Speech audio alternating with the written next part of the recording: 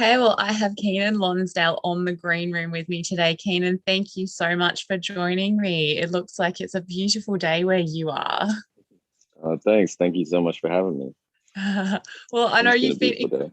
oh, it looks sensational. And I know you have been extremely busy of late. I mean, even just closing out last year, you landed GQ Magazine's Actor of the Year award. You starred in Eden. You've now been confirmed in My Fake Boyfriend. I haven't even gotten to the music successes there, but we'll be here all day if I do that. But on the topic of music, you have just released some incredible new tunes after we had Rainbow Boy drop last year. Considering how busy you have you been able to take a moment to step back and actually enjoy all the incredible things you've done in the last 12 and a bit months? Last year, I was able to go home to Australia for like 7 months, and even though I was working a lot and shooting the music videos, like we shot rhythm and music there. It was the first time I had been able to be home for that long and such a long time. So that was really my chance to finally be with family, be with friends, navigating some of the border restrictions, and really take it in and take in the fact that even that I got to work with some family and friends, so it allowed me to reflect on the whole album, reflect on the past like 8 years living abroad. And right now, like I just wrapped up My Fake Boyfriend 2 days ago. And so I haven't really processed that. And then I'll go to LA and just keep, going back on music. And so it's a bit nonstop. And I can feel in myself like I kind of like I just need a second to check in again, because everything's happening at once. So sometimes, yeah, I don't get that moment. And but I try to do my best to, whether that's in a practice of like meditation or working out or journaling. Um, I try to make sure that I do that so I can give myself a bit of clarity and be really, really grateful. Otherwise, I forget to take it in and enjoy it, which is there's no point to that. Yeah, especially with creative stuff, that's the thing. Like it's not that you lose the joy for it, but you kind of don't get to really, really enjoy and embrace those moments. And I do like that you did mention rhythm and music. Like, what an absolutely sweltering track. And it also obviously showed up your very prolific dance moves. I think I've always kept hearing or reading about you being labeled as a triple threat, but I honestly think the best way to put it is simply you're a true and extremely gifted artist. Like, you've obviously just got a knack for everything creative that you seem to touch. There's nothing you can't do, seemingly. But can you talk me a bit through the making of rhythm and music? I mean, there's obviously some tasty 80s and huge pop and dance vibes coming through. What's the origin story of this track?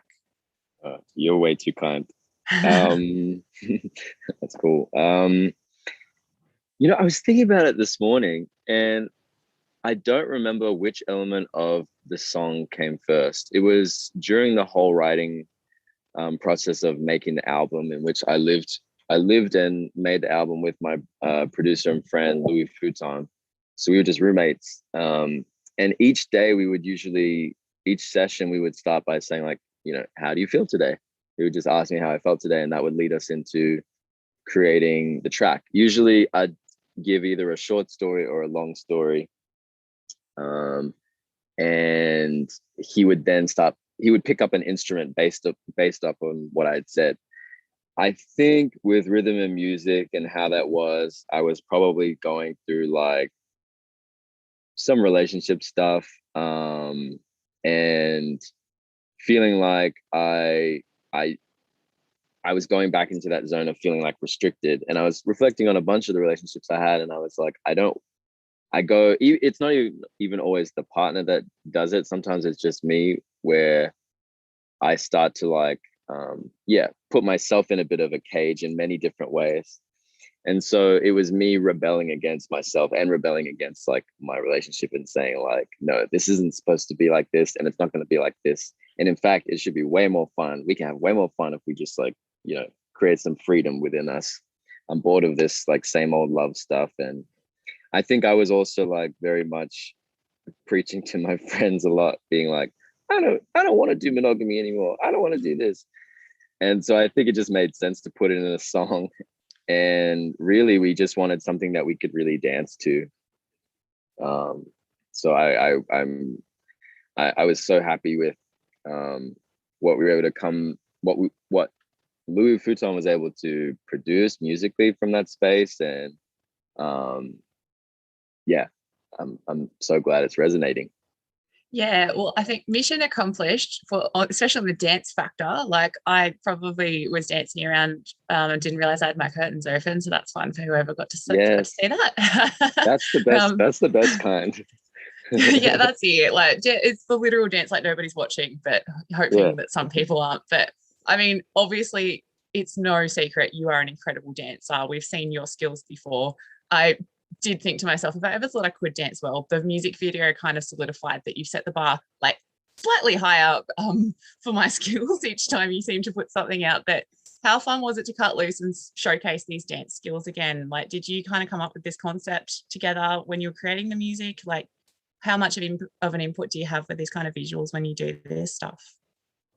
I have a lot of input. I'm a bit of a control freak, and I just, even if something's a good idea, if it doesn't resonate with what I'm trying to say, like within the music, and it doesn't translate in the visual, then I don't want to do it. So um, I had gotten in the dance studio with one of my friends and like an old dance collaborator that I was in like a contemporary company with. His name is Kat Santos, and we hadn't worked together in years. And we'd obviously gone off and done our own things. And I was just like, my other like creative partner, Dylan Marnie, the two of us were just like, we know exactly who should choreograph this.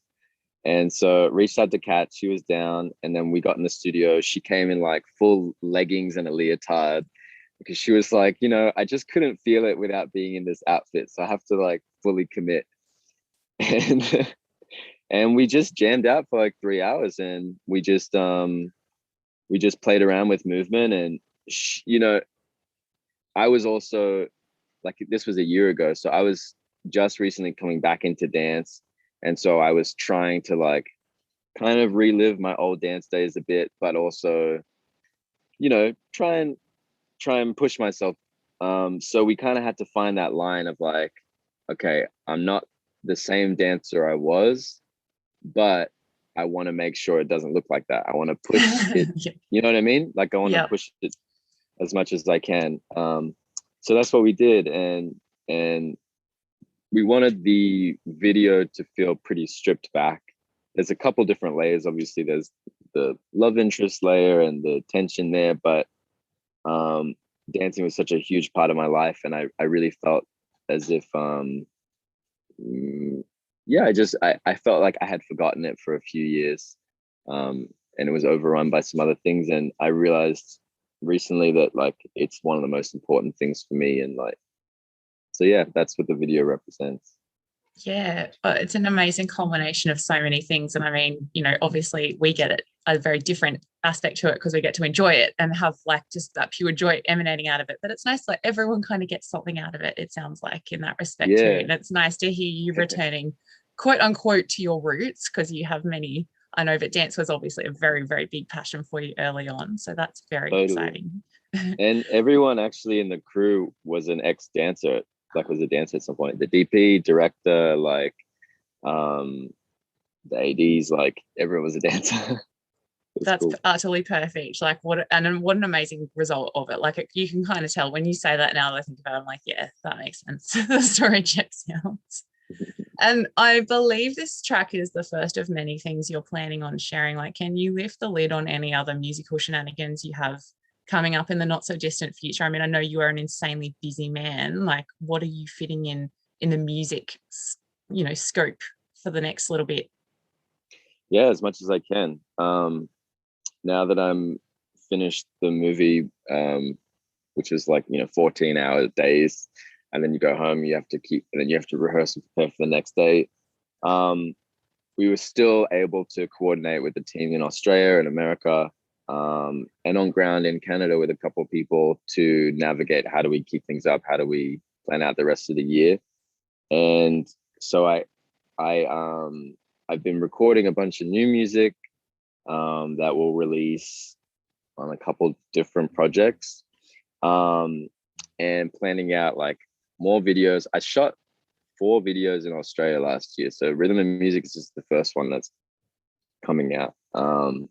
And then it's about building up more of a fully fledged live performance. I've gotten to perform a few times this year, but the goal and dream is to perform the album from top to tail. So that's what will really be the focus. And I'll pretty much just be training for that in the musical sense and in the dance sense and everything else that's involved. Oh, that's brilliant. That's going to be some very exciting times ahead. And it sounds like you made Yeah. some very good use of your time in Australia while you were here. I think I was making sourdough during lockdown and you just, 4 music videos, an album, no big deal. I wish I could learn. I had friends that had learned to bake bread.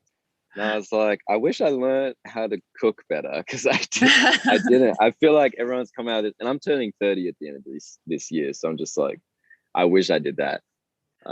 There's plenty of time for sourdough. Don't you worry. You've got plenty of time.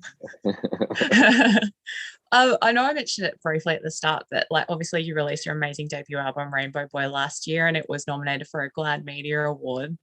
Like, aside from everything else, it's been so beautifully received by everyone. How did it feel to have your art and passion combine and actually be recognized? Like, how amazing is it to think how many others out there would be so positively impacted by you and your creations?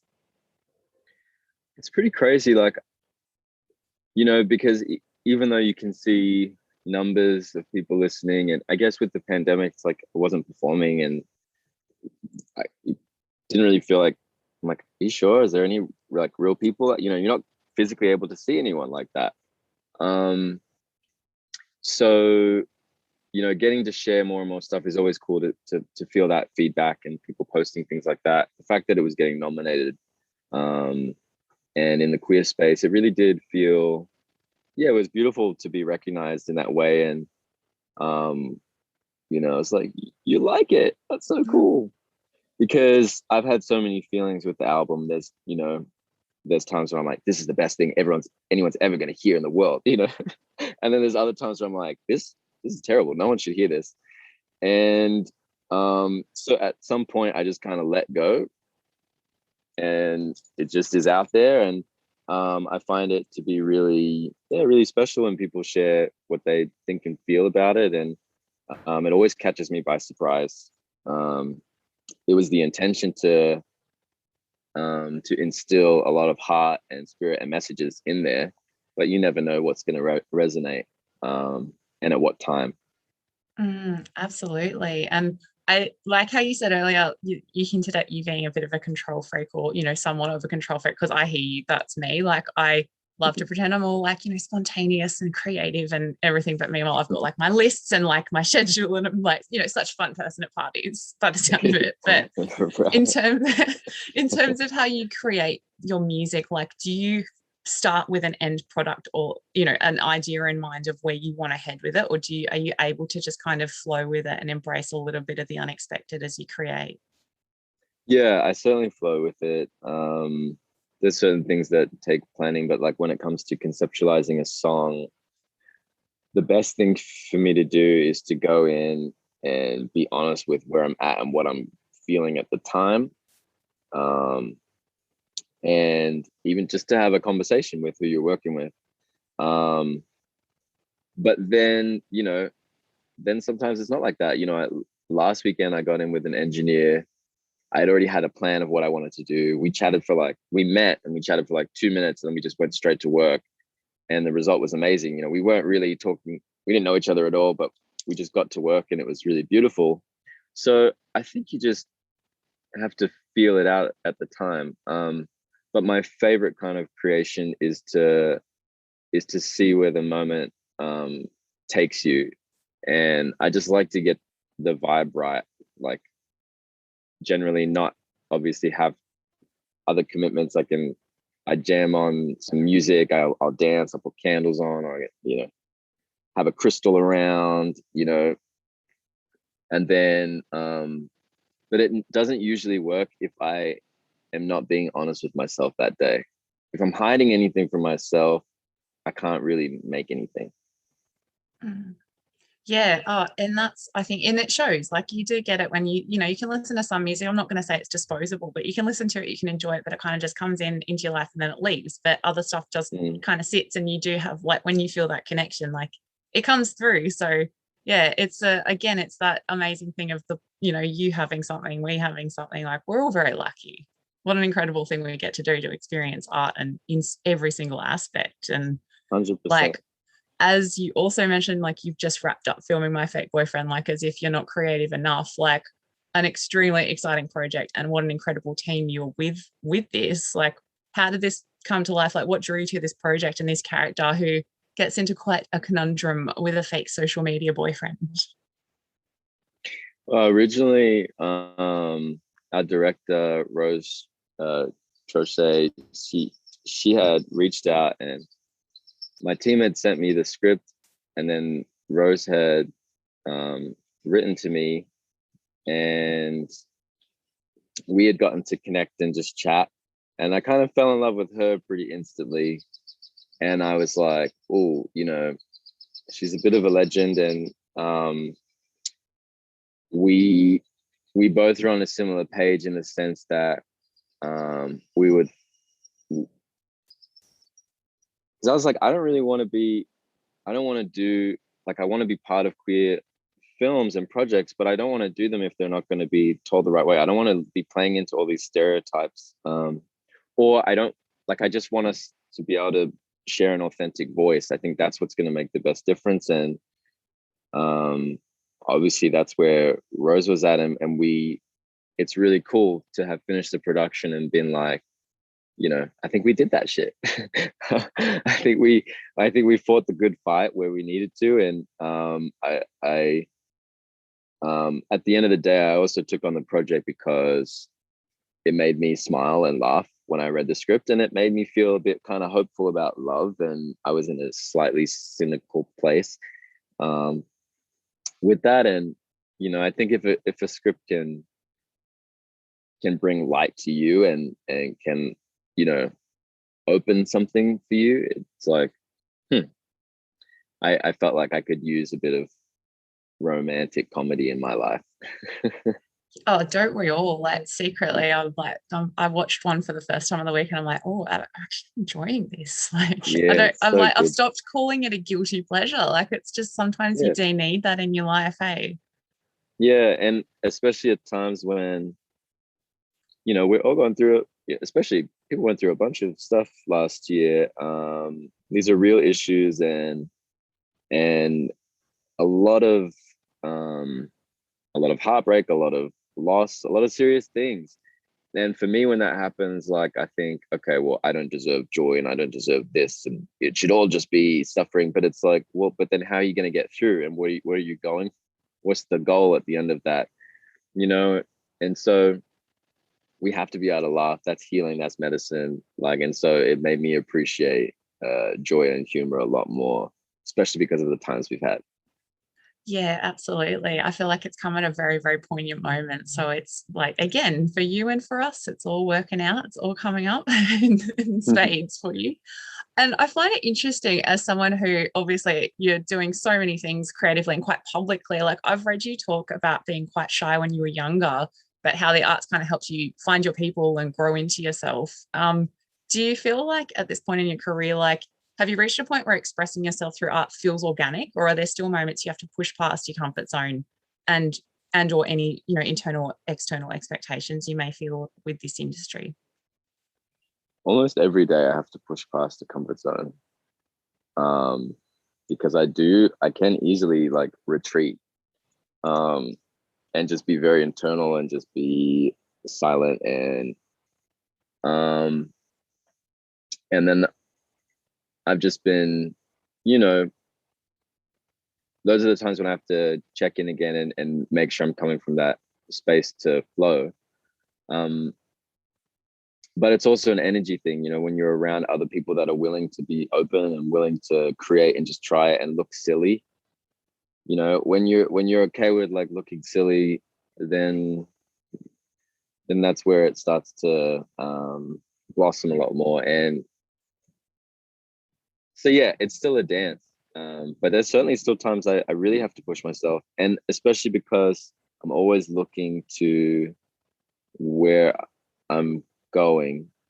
I try to be present as much as I can, but I can see what's ahead, and it's never where I'm currently at, if that makes sense. So I always know, like, okay, well, that's where I want to be, but I know, like, I have to do all of this work to get there. And usually that work requires breaking through a lot of discomfort. Yeah. Yeah, it's that difficult thing. Like I think I'm an extroverted introvert. People say ambivert, but like, I stupidly took on a podcast and I'm like, I've got to talk to people every day, and I'm fine when I talk to people, but afterwards it's just, you just start to get in your head. And yeah, like my scale is much, much smaller to what you're dealing with, but it's an interesting thing where you're just doing it, and if that passion does come to fruition and you suddenly can take on all these things. But yeah, it's that fine line and the whole comfort zone thing. It's always good to get out of it, isn't it? Yes. Certainly. Well, I know you've got a lot of other exciting things on the horizon, and hopefully we can nab you back in Australia and get a live show and actually get all of this incredible music in action and in front of us in person. But to close us out today, considering I have dragged you onto the Green Room podcast, when you are able to tour and take this show on the road and bust out all this music and beautiful dance moves, what is one essential item you would like to have in your green room backstage to make this experience more fun and or more sane? More fun. Well, okay. A couple things I would like. It doesn't mean I'm always going to have them, but I would like, and it's different in Australia, depending on where I am, I would like weed, some sake, some crystals, incense, and sage. But we don't need all of that. But those are the things that I would enjoy. And just great speakers in the green room. That would mostly be it. That would be priority, would be great speakers in the green room, so that if I don't have anything, I need water. But if I don't have anything, I can at least tune into whatever kind of space I need to get to sonically. And probably also, hopefully, someone that I love, whether a friend, family, or, a lover. Just someone to keep you there, that'd be good. This is an incredible combo. I'm very into that. That's prolific. I love it. That was about 10 things, 10 things, but, It's all very achievable things, though. I feel like there was nothing, like I've had a few weird answers to that one, so I feel like it's all very achievable. I love it. Yeah. Well, I know you're about to take off on so many more adventures. You've got so many things in the works, but thank you so much for taking me the time to chat today. Here's to an incredible rest of 2021 and a 2022 where you're probably going to take over the world even more than you already have. So I can't wait to see and hear more from you in the not so distant future. Hell yeah. Thanks so much for having me. All the best for the rest of your year in 2022. Let's crush it. Let's do it. It already feels like it's here, so we may as well look to it now. I know. Amazing. Thank you so much, and I hope you travel safe when you head back to LA. You sound like you've got a lot of busy travels in your future, so enjoy. Yeah. Thank you. Yay.